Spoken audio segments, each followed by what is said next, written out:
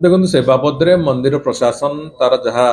करने कथा निश्चित भाव में करेंगे से बाबद बैठक डाकिकी से अनुसंधान प्रक्रिया आरंभ कर आज बैठक भी अच्छी से अनुसंधान जो प्रक्रिया से प्रक्रिया जमी ठीक ढंग से हम ताकू से देखुं मोर गोटे कथा स्पष्टता अच्छी प्रथम कथा है महाप्रभु श्रीजगन्नाथंकर धाम सहित समग्र विश्व रे कौन सी मंदिर को तुलना करा जाई परिबो नहीं। तो हिंदू धर्मीय भावना अनुଯାयी भारत वर्षर चारिटी धाम भितर श्रीक्षेत्र गोटे प्रमुख धाम एवं श्रीक्षेत्र छाड़ी देकी कोठी तीर्थाटन जेते कले भी से तीर्थर किछि मूल्य मिले नहीं एक कथा भी स्पष्टता अच्छी तेणुक से दृष्टिकोण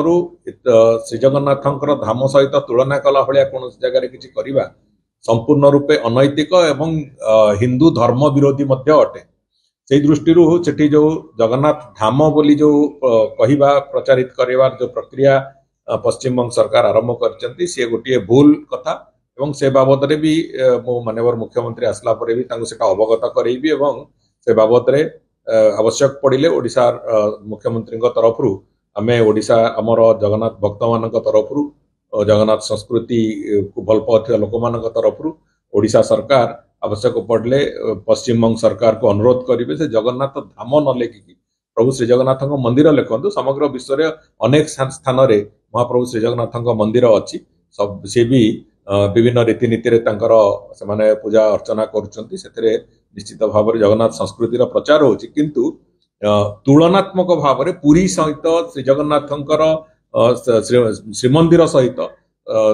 तार तुलना करके जदि कहीं करने को चाहे से निश्चित भाव में धर्म विरोधी हम एवं आईन विरोधी भी हम। तो द्वितीय कथा हूँ सेवायत माने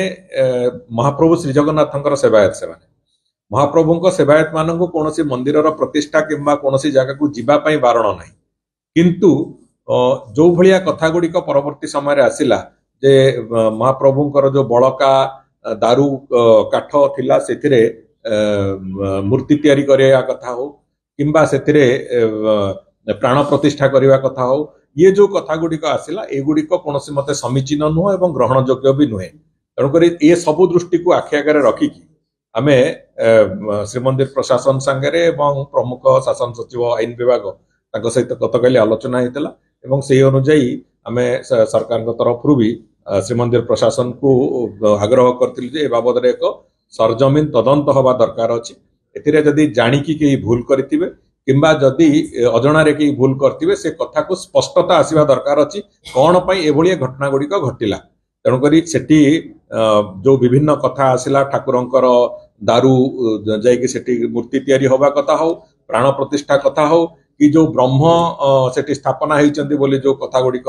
विभिन्न गणमाध्यम जरिया आसला सेगुड़िक कौन गोटे ग्रहण योग्य कथा नुह एवं अनैतिक कथा बाबद संपूर्ण रूप सरजमीन तदंत है जहाँ पदक्षेप नवा कथा से बाबद प्रशासन तार पदक्षेप नब एवं निश्चित भाव में जो मैंने संपृक्त थे से बाबद प्रशासन कठोरतार सहित निश्चित भाव से कथा देखिए।